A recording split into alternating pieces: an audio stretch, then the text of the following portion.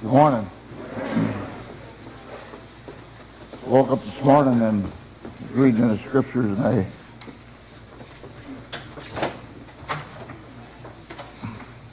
couldn't stop the tears from coming down.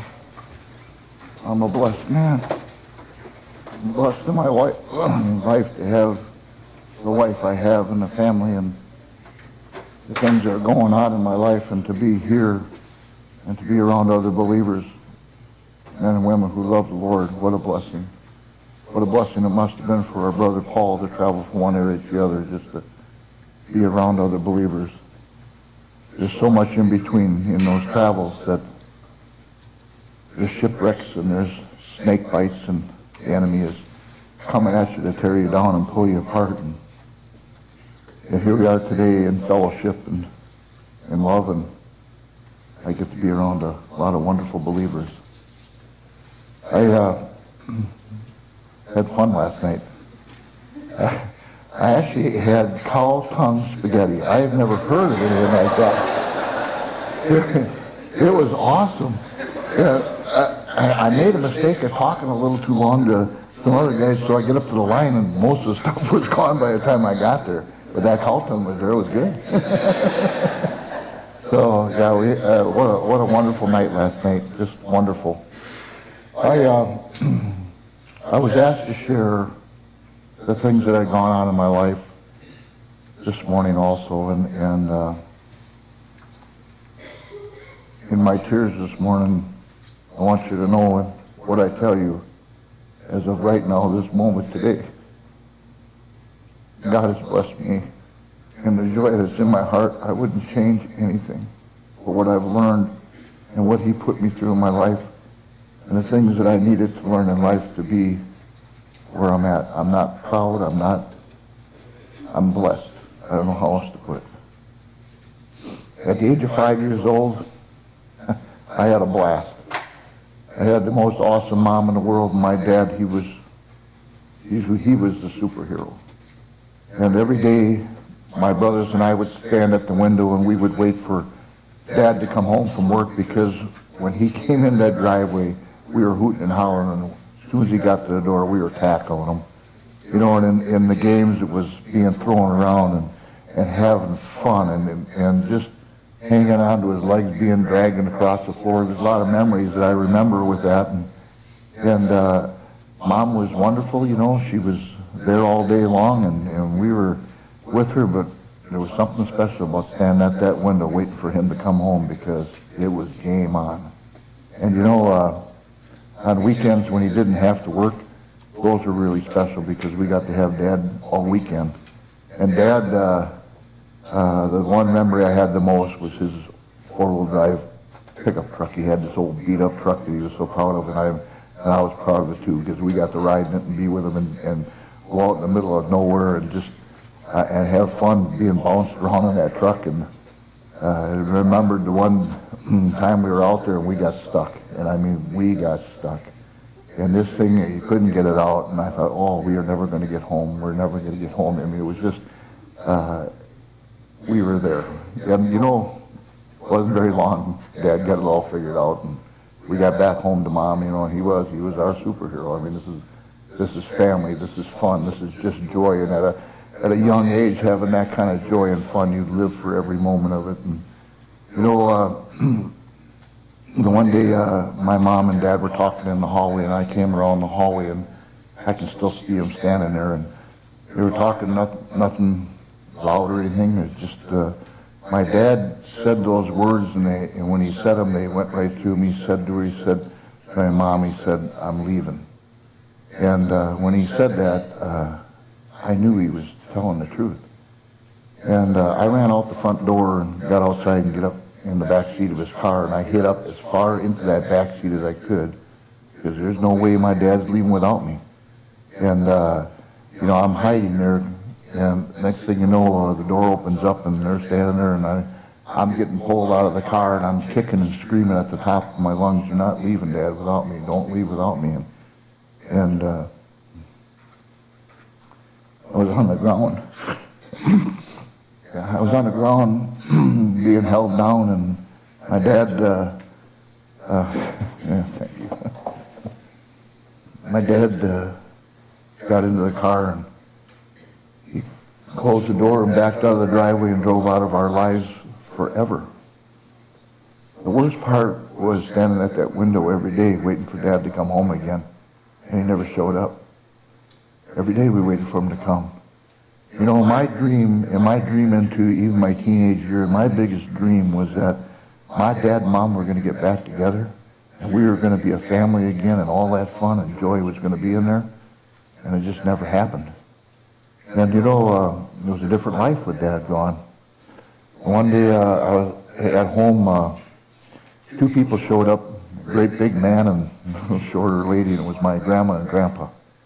And I said, come on, you come with us and you're going to move back home with us. And you know, my grandpa turned out to be really awesome. He was special. And you know, he treated me special. And there was no welfare. My grandma and grandpa worked hard and helped raise us. And I remember when he bought us our bicycles, I got to have a Schwinn 10-speed bicycle. I mean, that was awesome. I mean, I got to go fishing and do a few things. But the neat thing about Grandpa was he treated me special. He wasn't really the outdoors person, but when he went for coffee and donuts on Saturday, he'd take me with him, and we'd go out there, and he treated me like I was something special. And I mean, that was awesome.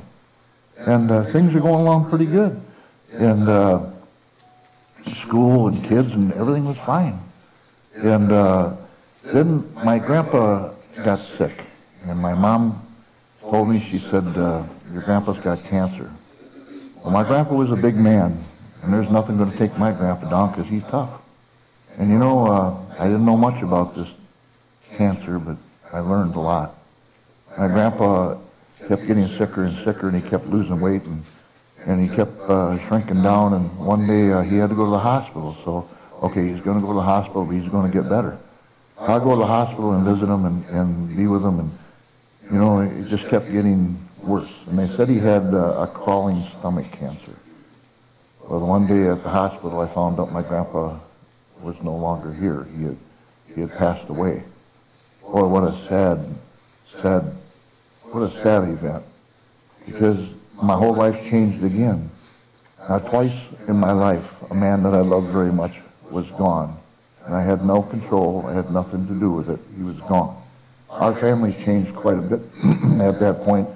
It was sadness and kind of not knowing what direction things were going to go. And as things were going forward in weeks and months and into the year, I started to change in myself. I found out that if I didn't want to listen to my mom, I didn't have to, because I'm turning into a tough kid. If I didn't want to go to school, I didn't have to. What were they going to do? Spank me? If I didn't want to do anything I was told to do, I didn't have to mow the lawn. I didn't have to be around the house. And I found out I got a bunch of friends on the streets that say, "Hey, come on, Ray, let's go party. Let's go have some fun." And you know, I started getting involved with the wrong group. One of the things that had happened quite often at a young age was being bullied and being picked on at school. And I absolutely hated going to school. I'd go to school and something would go on. Next thing you know, you're getting into a fight and somebody's picking on you and so on and so forth. You know, and at that age, I didn't have my dad or my grandpa to have my back. You know, when you're being bullied and picked on, to have somebody that's got your back, or even being involved in sports in school, to have somebody standing there cheering you on, "Hey, you had a bad day today, but we're going to tackle it tomorrow, and we're going to go after it, and we're going to make it happen." I mean, that kind of stuff didn't go on in my life, and it was easier for me to be hanging around with kids that had the same type of problems that I did, and we kind of hung together. The next thing you know, you're not coming home at night. You're out partying all night and goofing around and having what you think is a good time, and you know, there's everything out there. I mean, it's no different than it is today. There's the drinking, and there's partying, and there's girls, and there's just thinking that having a good time sleeping on the beach in a tent someplace and not having to get up to go to school. I mean, man, I didn't need to listen to anybody. I'm a tough kid, man. I mean, this is the life. You know, my school suffered, and you know, as it goes, you don't realize back then that in your schooling suffering, and you think you're having fun and doing what you're doing. What ends up happening is you pay the price when you get older. But I didn't know that. I didn't really care about that. I was living for the day. Got home one day, and there was a strange man at our house. My brothers and sisters were sitting there, and I sat down in the chair, and I remember sitting in that chair, and he's talking to us like he's telling me what I can do and what I can't do, and I'm getting a little swole up about it. I remember him saying that you kids are not being able to be taken care of because you're misbehaving, and we're going to take you to a new home. And you know, just like that, they marched us out the door. My brothers and sisters went to different foster homes, and I went to a farm. And I didn't get to see my brothers and sisters anymore. And you know, I get to the farm, and there's 5 other boys there, and all these boys have had troubles in their life, but they looked at me, and all of a sudden I'm the low man on the totem pole, I can tell you that. I get there, and I find out there's no family setting there whatsoever. It's get up in the morning, you milk cows. I went to school smelling like a cow, and I came home, and I milked cows. That was my chores. And you know, there was no going out for sports. There was $3.60 a month was my allowance. And they gave me a new pair of blue jeans and shirts, and I mean, that's all that they gave us, and that's what was the routine. Get up, milk cows, go to school, come home, milk cows. And you know, living in a rural area, what really, really got me going, it was like an absolute nightmare, was going to school and listening to these kids get to tell about how they got to go hunting and fishing and do things with their dads and their grandpas and their uncles and all these different things. I mean, there's an outdoors out there, and these guys are doing this, and they're having fun. You know what I'm doing? I'm milking cows. And once in a while, I learned how to work. I enjoyed working. I did not enjoy being pushed around and told what to do and what not to do, especially by people who didn't care about me. So what I did is I decided to run away. I'm running away from this imprisoned life that I didn't, it wasn't my fault to be in there. And there was no bars, and there was no barbed wire or big walls, that I was imprisoned into a life that I couldn't get out of. And I ran away. I ran away and went back down with my mom, and I went down there, and I was there with my friends and stuff, and all of a sudden it felt better again. And it wasn't very long, and the police would find me, and for truancy for 3 days, they'd give you 3 days off of school. Well, my 3 days were spent in jail. They'd take me to jail, throw me in jail, teach me a lesson for 3 days, and then they'd take me back to the foster home. It was an absolute nightmare. And as things were going, the routine kept going over. Every opportunity I had, I ran away. I didn't want to be in that foster home. I didn't want to be in the situation I was in. A lot of times when I ran away, I was with my friends, and I did go fishing. I sat on the beach out there and was doing things with them, but I remember the 5th time that I ran away, I went down with my mom, and I said hi to my mom, and you know, I wasn't 15 minutes, and the police were there, and they had me. It was right now, bang. How did this happen? How did I get caught so quick? I didn't even get any time to be with my friends or anything. I got caught. And you know, they were taking me to jail, and it hit me like a brick. It was my mom that called the police. Wow. So my dad, my grandpa, my family is gone, and now I don't have a mom that I even trust. I don't have nobody. I absolutely hated this life. I'm driving into a nightmare because I'm going to jail. Jail is concrete and steel. And they have the worst taste in cornflakes and coffee. It's terrible. So I get put into jail, and I'm making up my mind how I'm going to do this, that I don't go through this no more, because there's no reason to go back to my mom. Mom, she doesn't want me. Nobody wants me. The friends I got, I could find friends like that anywhere, because They're just on the streets. So I made my mind up that once I got out again, I'm going to stay here for 3 days. I'm going to be taken back toward that foster home, and as soon as that door opens up, I'm running. I'm heading to the cities. I'm not going to be at that foster home anymore. They're not going to find me. I'm going to go to the cities where they can't find me. That was my plan.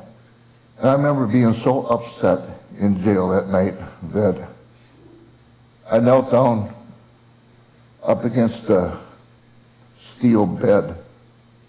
And I prayed to a God that I didn't know. And I said, God, I don't want to live like this no more. Would you please put somebody in my life that no matter what happens will never leave me. And no matter what goes on, they'll stand by my side. I was tired of people leaving me out there and being on my own. I was on my own. I mean, I was a face that you had nobody. And so I had to wait the 3 days, and I'm waiting for the probation officer to walk through the door. Can you imagine a nightmare walking through the door? That's a nightmare. Because you know he's taking you back to an absolute, what I would call hell in life. And I'm sitting there, and it's the third day. He's coming in the morning. I know he's going to be there. And I'm sitting there. There's a hunting magazine on a steel table, and I'm opening up the magazine, and I started looking at that magazine, and in that magazine there's pictures of moose and bear and elk and all kinds of critters, and I'm thinking to myself, man, is this real? I mean, people really get to do this? And is Africa and Canada and Alaska, is it real? And I'm looking at that magazine, and as I'm looking at that magazine, I'm kind of in a different world, maybe a little upbeat about what I'm looking at, and all of a sudden that door opens up, and there's a nightmare standing right there. He looks at me and says, come on, Ray, I got to take you back home. You know, here's a kid full of nothing but bitter resentment in life and just willing to take on the world for the wrong reasons, and I hated to even ride in the car with this man. Get in the car, and I'm quiet, and we're driving down the road, and he starts talking to me. He says, Ray, I seen you reading a hunting magazine. He said, would you like to go hunting with me and my family sometime? And here I am, a tough kid, you know. I'm already in a bad mood. I'm a tough kid. I looked at him and I said, yeah, I'd like to go hunting sometime. See, I'm not supposed to be talking to a police officer or a guy from the sheriff's department or a probation officer because I'm a tough kid. And I said, yeah, I'd like to go hunting with you sometime. And you know what he said to me? He said, Ray, he says, I tell you what, you promise me you don't run away from that foster home again, and I'm going to come and get you. And he says that we're going to go hunting with my sons. And somehow I believed him. And maybe I believed him because I wanted to dream that this was going to happen. That's how much I wanted it. And you know, I went back to the foster home. You bet I got up in the morning, I was milking cows and going to school and milking cows. But I had that dream in my heart that I was going to get a phone call and I was going to get to go hunting. And you know something? That phone call came. I remember my foster parents telling me that Tom is going to come and get you. And you know something? I want you to know that Tom Polkey, that was his name, he was different than everybody else. Everybody that told me they were going to take me hunting and fishing and do something with me, they never showed up. Tom Polkey showed up. He stepped out of his everyday life to take a kid and get him out of the stuff that he was in and show him a better life. I got to go hunting with him and his family that weekend. And I'll tell you what, it was amazing. We were shooting bows and just being in the outdoors in a cabin out in the middle of nowhere. You could get lost walking in the woods. I mean, it was out in the middle of nowhere. And I remember at 4:30 in the morning, the alarm clock goes off. It's dark outside. Them guys are hooting and hollering, running out the back door of that cabin, ran off the dock and jumped into the water, this freezing cold water. These guys jumped in the water. Come on, Ray, come on. You got to jump in with us. It's tradition. I said, boy, I ain't jumping in that water. You guys are crazy. It's ice cold. I ain't getting in there. And I'm standing on the dock, you know, the next thing you know, I jump in. And for a long time, I am finally a part of the family. I'm having an awesome time. I don't know how to thank Tom enough for what he did that day.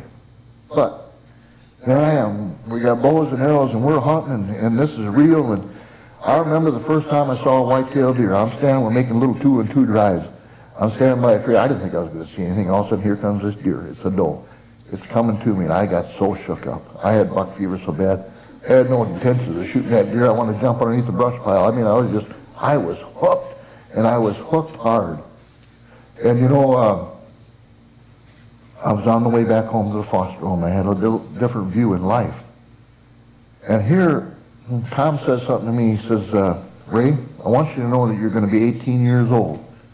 And when you turn 18 years old, you will not have to have this kind of restraints and these things going on. So when you turn 18, you're going to have your own, you can have your own family.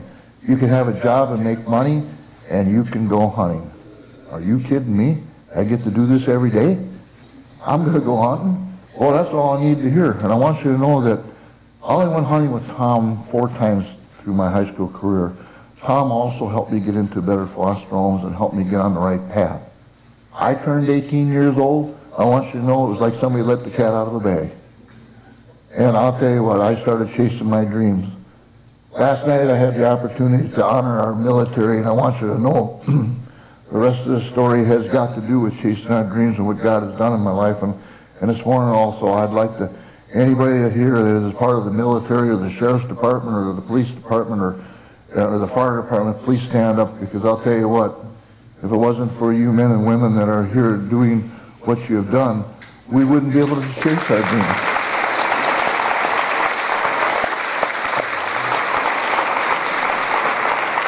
Thank you. God has blessed us with a military that has kept us free so that we can do the things that has gone on in my life. I turned 18 years old. I got married 1 month after I was 18. I mean, it's awesome. I got to be a husband. I went out, I was working 2 jobs and going to school, and I got to go hunting and fishing.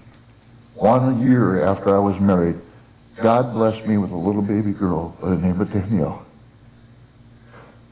I got to be a dad. I got to be a dad. And you know, that same year, I was hunting with my bow, and I harvested my first white-tailed deer in the wintertime. I couldn't believe I got a deer. And you know, I took that deer, I put it in the back of my car. I was so proud of that deer, I drove around for a week with the deer in the back of my car.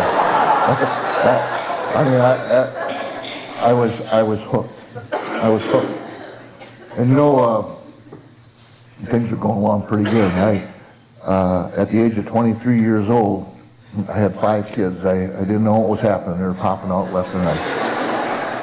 And you know, I was working hard, and my grandpa was such a big influence in my life. My grandpa had his own business at one time. And so I remember telling myself, man, I can't hardly make enough money working for other people. I got to go into business for myself. My grandpa did it. I'm going to do it. And you know something? I quit a perfectly good job, went into business for myself. And I want you to know, it was the fear of failure that made me succeed. The fear of not keeping food on my table for my kids. The fear of not keeping them so that they had a home. It was the fear of failure that made me succeed, because there was no 40 hours a week. It was 60, 80, 100 hours a week. Whatever it took to put food on that table, I worked hard. I learned how to work hard, though, because of what I learned on the farm. But whatever it took. And you know, things started going along pretty good. The business started to grow. And I actually had a few employees, and things were happening. And I remember one day I'm at work, and Tom Polke walks through the door. The guy that changed my life walks through the door, and he says, Ray, I got to talk to you. I got a kid by the name of Brian. He's in a lot of trouble. Unless we can maybe get him a job after school and mentor him, he's going to St. Mike's. And when he said St. Mike's to me, bang. St. Mike's is a boys' home, and that's where my brother Dan went. I didn't see my brother Dan until I was in my 20s. And my brother Dan went down a different path than I went down. He went down a nightmare that he still isn't right today over what went on. But when Tom said that to me, and he said St. Mike's, I said, oh my, how can I help this boy? And I said, Tom, let me think about it. And I went home that night and I thought about it. I thought, the man that changed my life thinks that highly of me that I could mentor another kid. The next day I called Tom. I said, Tom, bring him over. I'd like to meet this young man. He brings him over. I was a little afraid. I didn't know what was going to happen. And He brings this young man over, and here's this short kid, 14 years old. I looked at him and I thought, how in the world could that kid be in that kind of trouble? And he was in trouble. I sit him down and start talking to him, and it turns out to be a pretty good kid. I said, Brian, I said, if you want to come over to work after school and sweep the floors and clean up a little bit, maybe do a little hunting and fishing with us on the weekends, I said, you'd be more than welcome. He said, yeah, I'd like to do that. And you know something, from that day forward, I couldn't believe that kid ever had any troubles in his life. He was with me for 6 years. The only thing that kid needed in his life was a man in his life to help him through the problems that he had. 6 years he was with me, and you know, got him through high school, and he went into technical school and started off on his own family, and I saw how his life got changed just like mine. I went to Tom, I called Tom, okay, Tom, bring me another kid. This went pretty smooth. And you know, it ended up happening.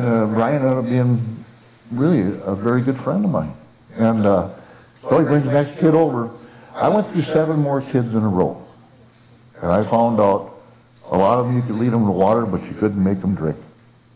And that was really disturbing to me because my heart was on my sleeve. I wanted to help these kids that had the same problems that I had, no matter what it took. And I found out that some of them kids didn't want help. They were going down a path that I could not get them off of. And the kids that wanted help, though, the kids that wanted to get out of the stuff they were in, those are the kids you could help. Well, my business kept growing, and I started chasing my dreams with a bow in my hand. I started doing things that I dreamed of doing when I was a boy, and having those opportunities. I was involved in the sport of drug-free powerlifting. I didn't get to go out for sports much in school, so I didn't realize how competitive I was until I got involved with the sport. It was a great stress reliever for me, too, because I never knew how many hours I was going to be working, but it was a way for me to go to the gym during the middle of the day and work out and then go back to work, and it helped me. And all these stuff was going, and things were happening in my life, and man, I was at the peak of my game. I mean, it got to the point where I really didn't want much, and I was doing what I wanted to do, and those dreams were coming true, and going all over the world with a bow in my hand and making a lot of money, and then going out and start setting records in a sport that you love to do, to the competition. You laughed at them. You went in there because you worked it a little harder than they did, and you'd win that tournament. Next thing you know, after a while, you were competing against yourself, because there was maybe 1 or 2 guys throughout the United States that was even in the same category. It was persistence that paid off on everything I did. Even though I fell down, I'd pick myself back up and get at it and keep at it. And after a while, you get to the peak of your game. And here I am at the peak of the game. I'm feeling pretty proud, feeling pretty good about myself, and strutting around. My wife walks up to me one day. I don't know what was going on, but I must have done something, but she walks up to me and she looks me right in the eye and she says, Ray, I came into your life to help save you. And I just about snapped. She hit me just right. Save me? What are you talking about, save me? You got a house, you got cars, you got fuel, you got food on the table. What are you talking about, save me? You got everything that I've provided for you. What do you mean? I took it as kind of an insult. But I knew something about my wife that I really couldn't quite understand at the time. She loved the Lord more than she loved me. I was number 2 in her life. And that factor bothered me quite a bit too. But and what went on is I would go to church with her. And the only reason I went to church was to listen to her sing, and that to me was part of just being there with family and maybe just being in the community raised at church. I'd go to church, and I used to think about what my grandpa would do. So the manly thing was to drive the family to church, drop them off, and then come back and pick them up after church. That's what my grandpa did. My grandpa was a man's man. I looked up to him. Well, I'd go to church with Karen just to be there and listen to her sing, and I just didn't feel 100% comfortable with it.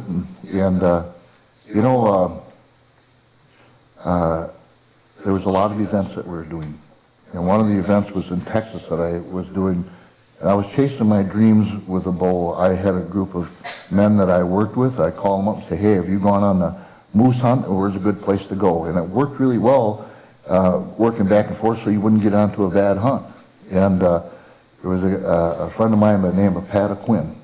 Well, he was at this event in Texas, and you go to the Texas, and there he is. I mean, he's a great guy. But when you looked at Pat Quinn, you look at Pat Quinn, and you say to yourself, yep, that guy's a movie star. He looked like a movie star. I mean, this guy's a good-looking guy, and you know, I'm at these events, and all these people are around, and I'm involved with doing things with these people. I look over, and there's my wife and Pat are talking.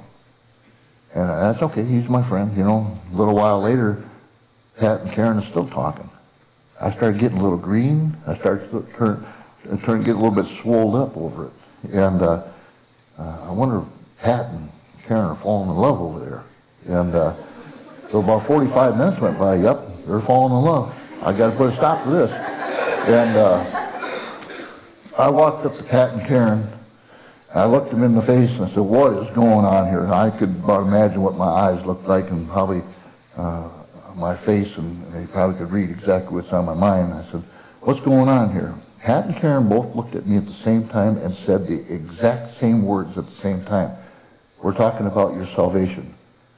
And, you know, at that point I thought Pat was completely off his rocker. And where did this come from? And you see, I knew how to go up to Pat and grab him by the collar and say, stay away from my wife. I didn't know how to handle what was just said to me. I shook my head and I walked away from him. I thought, boy, this is crazy. This is crazy stuff.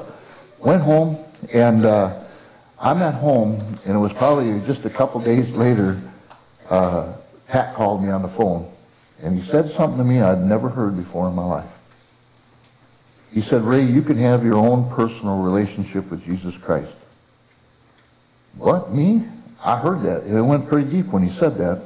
And he talked to me for probably another half hour on the phone. I never heard another word he said. It went in one ear and out the other, because this is rubbish. This is nothing to this. And why is he even talking to me? And, you know, the following weekend, I went to church with Karen.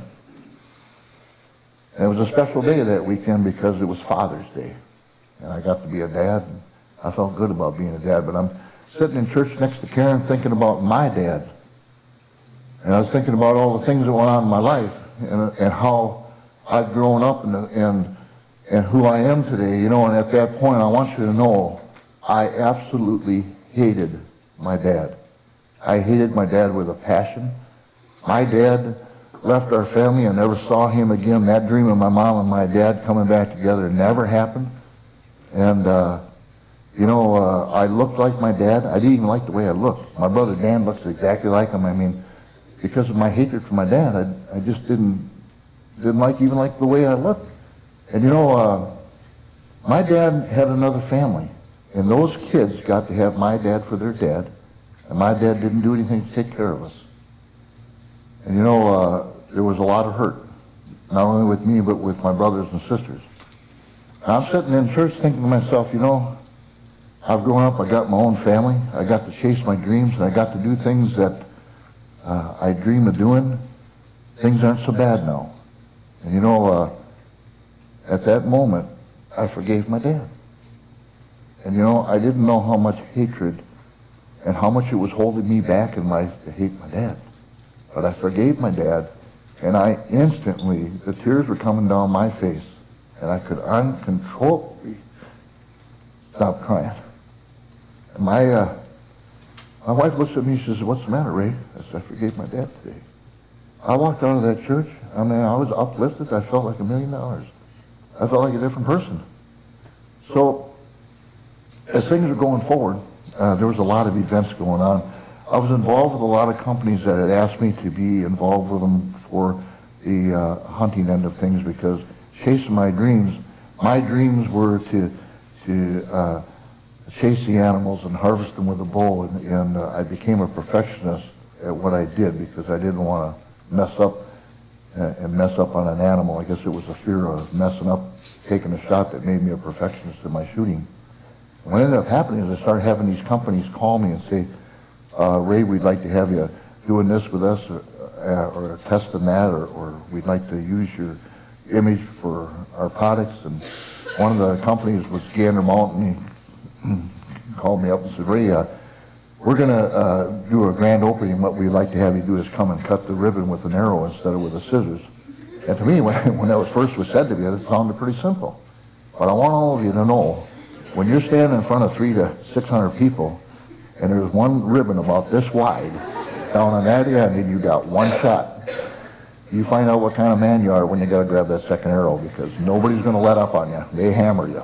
And, so I practiced quite a bit to be a good shot at these ribbon cuttings. And I was getting ready for a ribbon cutting, and I always practiced at long range to make me a good short range shooter. And for me in the field, it really gave me confidence in the hunting end of it. If you practice at 100 yards and you're shooting very accurately at 100 yards, when an animal was within, 20, 30, 40 yards, you had all the confidence. It was kind of a chip shot. I didn't promote shooting animals at long range, but I did practice at long range. Well, I was out back in my house because I got a ribbon cutting coming up, and I'm going to be in front of a lot of people to cut that ribbon, and I didn't want to be made a fool out of, so I'm out back in my house, and I put 5 ribbons across the target and stretched them across the target. I walked all the way back, and I stood there, and I drew my bow back, and I come up on the first ribbon. I released that arrow, and I remember flying through the air, and I cut the first ribbon. The ribbons fell to the side. Oh, awesome. This is good. Drew the second arrow out, and I cut the second ribbon. Drew the third arrow, I cut the third ribbon. I cut all 5 ribbons in a row. I released that last arrow and watched it float to the ribbon. I could not believe what I just saw. I'm not proud of myself. I'm not vain. I'm not anything. I mean, this really happened. I can't believe what happened. Boy, this is great. Cut all 5 of the ribbons way back here. I'm only going to be standing 21 yards from the target on Saturday. This is going to be a walk in the park.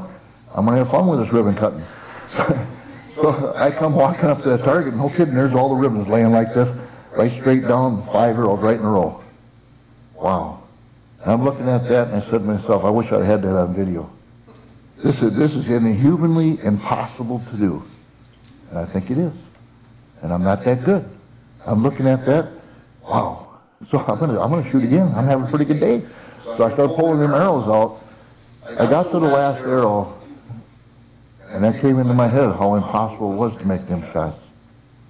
And I realized that last arrow, that everything that happened in my life happened for a purpose, because God had been guiding them arrows, just like He was on those 5 arrows. He was guiding my arrows ever since I was 5 years old. Everything that happened to me in my life happened for a purpose. And what Pat Quinn said to me about having my own personal relationship with Jesus Christ came into my head. Wow. Okay, all right. I'm going to go shoot again. So I put the ribbons back up, and I'm going to head back to shoot, and I get about halfway back. And I want to tell you, the truth came into me all my life. Being truthful to myself, I was always truthful to myself, but the truth came into me that everything that did happen to me since I was a boy happened for a purpose. I'm going to tell you, I had an overwhelming power come over me, and the Spirit of God entered me in with a bow in one hand and arrows in the other. I remember I raised my voice and said, "From now on, Lord, this is no longer to my glory, it's to yours." You know, in the next minute, I had more wisdom come into my head than I've ever had. I know that I've only got this much time left on this earth, because my friends and people that I know were sick, or they were in accidents, or they were dying of cancer, or we didn't know it was going to happen 5 minutes from now. So I only got this much time, and I don't know how much time it is. And I realized I didn't have time for anything else. My trophy room is twice the size of this room and higher, and it's filled with animals, dreams that I chased. And I realized at that moment, the day I died and I was gone, that all those heads and all those mounts that I had were going to be in somebody else's house or on somebody else's wall, and my name's not even going to be on them. So what did I accomplish there? Nothing for myself. All the money that I had in the bank, I wasn't even dead yet, and people were fighting over it. They didn't really care about me. They cared about my money. They were fighting over it. All the records that I set in powerlifting. I want all of you kids, I don't care if you're 65 or if you're 5 years old, whatever your dreams are, you chase your dreams and you can accomplish them if you keep your mind to it, no matter what your troubles are in life. Powerlifting to me was fun, it was competitive, it was going there to win. And you know, I realized that somebody that had a little better day than I had, or a little better technique, and been at it a little bit longer than me, was going to break my records. So my name wasn't even going to be on the record. So what did I accomplish there? Absolutely nothing. And at that moment, I knew exactly what I had to do. I was being called. It was in God's timing. So probably the scariest thing I ever did in my life was walk up to my wife, because I got to tell her. I got to tell her what happened. And I'm going to tell her how I've made up my mind. And I walked up to my wife, Karen. I said, Karen, I gave my heart to the Lord today. I know what my calling is. I've only got so much time left on this earth, and this is what I'm going to do. I'm not going back to work at my business. I don't care if I ever harvest another animal with my bow. I don't care if I ever set another record in powerlifting. My calling is to help as many people and kids as I can while I'm still on this earth, and to do the Lord's work. That's my calling. Now you can about imagine a man walking up to his wife and telling him, okay, we're out of a job. We're not gonna have the things that we've had, and I'm going off into a whole different ballgame that is maybe a dream. My wife looked at me because she knew the truth. See, my wife had the Spirit of God in her a lot longer than I did. She knew the truth. She said, Ray, you do what you think is best, and I'm sticking with you. And I'll tell you what, that day, I did not go back to work. I didn't pursue the things I had pursued. I went right after what the Lord called me to do. It's a ministry called Kicking Bear. And that ministry goes forward into the States, and it takes kids off the concrete and the steel and the garbage that they're involved with, and pulls them into a camp where it puts dreams in their hearts and gives them goals in life that is family goals, and it teaches them how to be dads and moms and how to stick together when times are tough, and it lets them know that there is a Heavenly Father, and no matter what their problems are or what our problems are, God is working in our life, because there is no other reason for what went on in my life than God was working in my life since the day my dad left. And you know, I found out that when I gave my heart to the Lord, there really is an enemy. There really is a devil that does not want you to succeed at the things that you do. And there's going to be shipwrecks, and there is going to be snake bites, and there is going to be things that go on in your life that, unless you're in the Scriptures all the time, it's tough to handle. And at one time I thought going to a Bible study with a bunch of men was kind of for the sake a flaky thing to do, or maybe even a feminine thing to do, that men get together to study the Bible. I went to my first Bible study, and I kept going. And you know what I found? I found men that really had my back. Men that weren't there for money or fame or for what they could get out of me for their earthly gains. They were there for my salvation and to have my back when things go upside down. If somebody is sick in my family, they're praying for me. If something is going backwards in my life, they're praying for me. And you know what? I'm praying for them too. Just this morning, a good friend of mine, Craig, sent me a message. Ray, please pray for Brenda. She's got bleeding on her brain, and we don't know what's going on, and she's having some terrible headaches, and she's in the hospital. Just yesterday, they were holding hands walking down the street. Look what kind of a storm came into their life today. And I'm praying for them, and my wife is praying for them. And, you know, those storms that I'm talking about, how to handle those storms, the only way to handle them is with the Spirit of God. Because we're going to have storms. Those things are going to happen in our families. These things are going to go on. And probably the most powerful thing that God put into me was the day I started having Bible studies with my wife. Wow. Bible studies with your family. Now see, as I talked about earlier here, I'm the breadwinner. I'm the guy who's got it all, brought it in all, and I think I'm smart. I think I know a little bit more than she does. Wow, that I have a lot to learn. I married the king's daughter. And if you, as men, you look to your left, you look to your right, and in front of you and back of you, the king's daughters are here. Every one of you. God's got a purpose for in your lives, and he has blessed us with these women. And that's what we're to do. We're to treat them the way they should be treated, better than us. And you know, I started having Bible studies with my wife. Next thing you know, she's way smarter than me. I mean, there's things that she knows that I mean, and there's moments when you're studying all of a sudden, wham, there it is, right here. This thing is alive. It's real. It tells us how to get through this life. One minute you're laughing and joking, and the next minute there's tears coming down your face because you know the truth of it and God reveals it to you. And it helps you to be able to get through this life. The moment I gave my heart to the Lord, I entered the kingdom of heaven for eternity. The Spirit of God was in me. The Spirit of God guided me through my life. And now I realize I have a partner in life who is my wife that is awesome. Matter of fact, I just told her, I said, you know, to me, I wouldn't trade you for all the gold and silver that a castle could hold, and not even a new four-wheel drive pickup truck. I wouldn't trade you for it.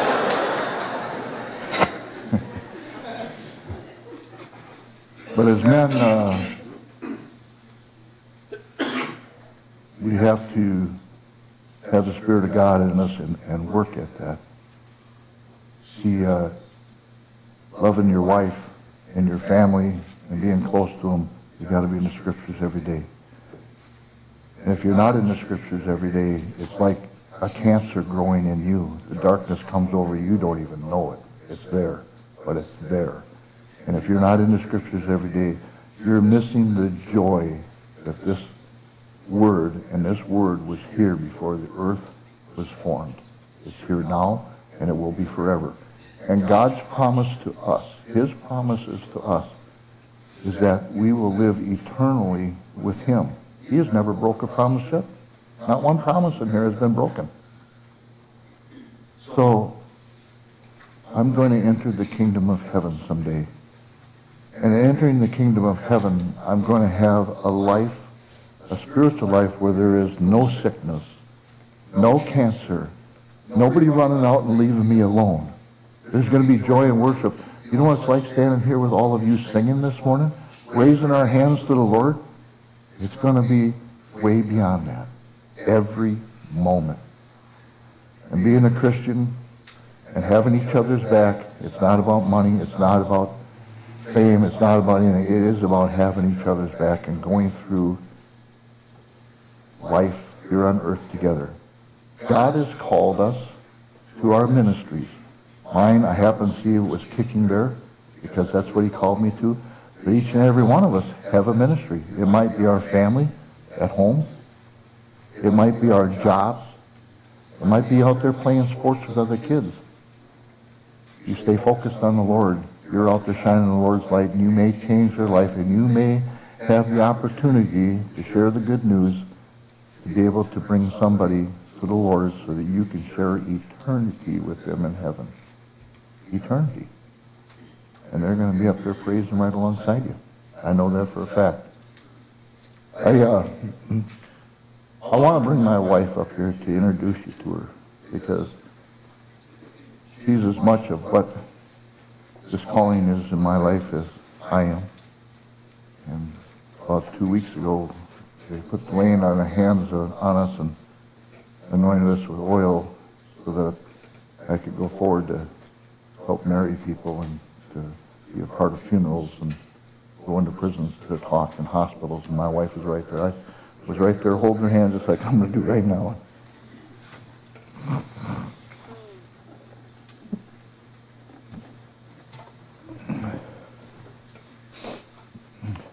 This is Karen.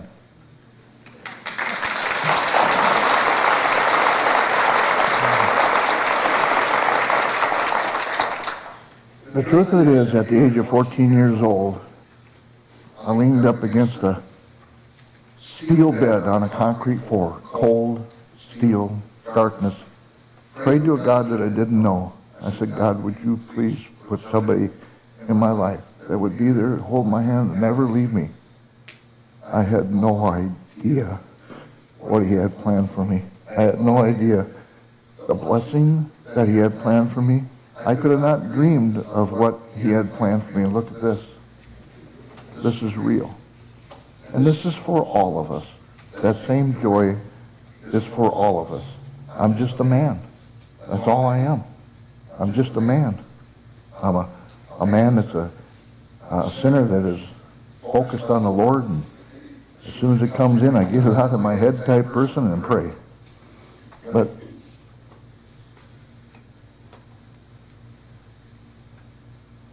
Proverbs 31. I got up this morning and I read Proverbs 31. And I started crying because that's my life.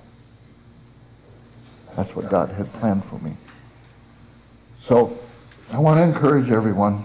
I think my wife waited 9.5 years before I crossed the Jordan River.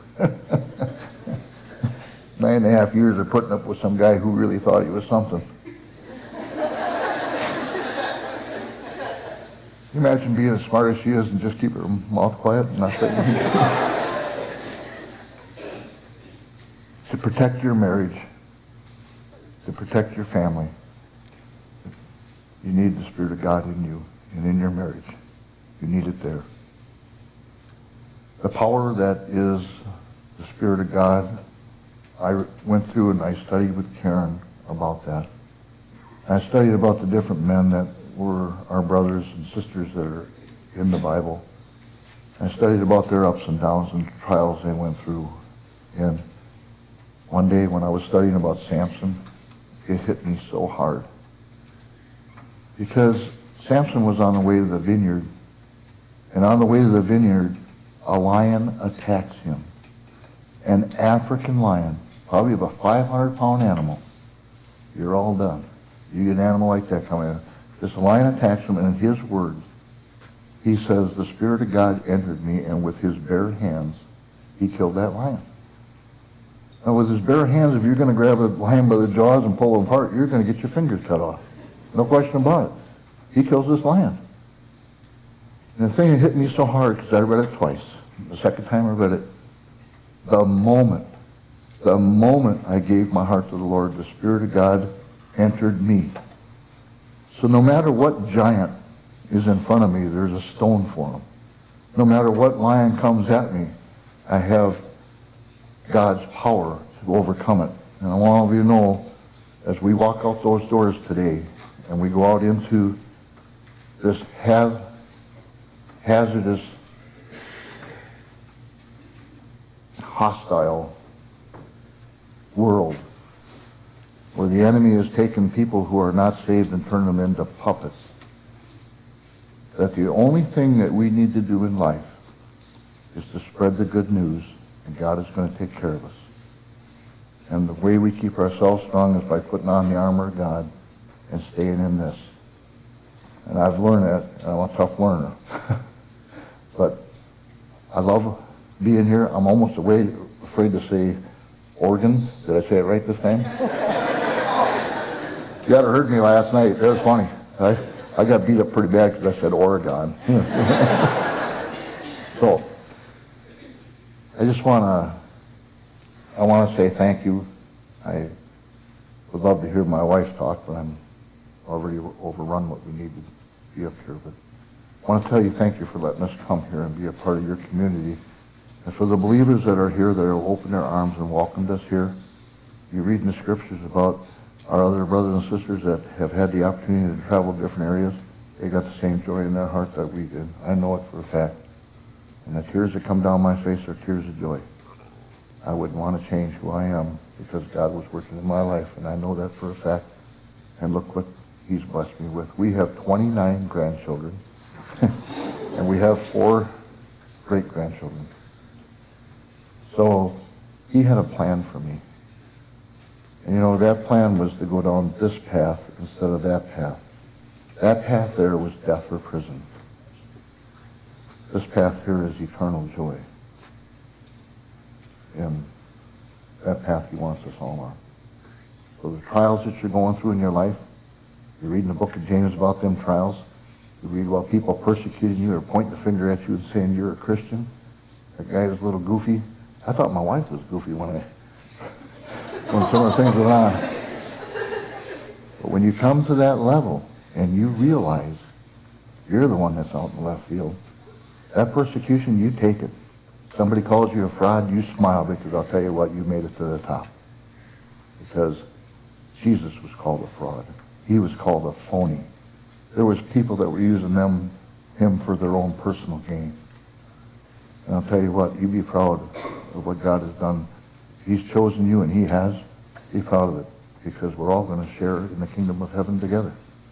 We'll just do our best while we're here to take as many of our brothers and sisters who are lost with us. So thank you very much.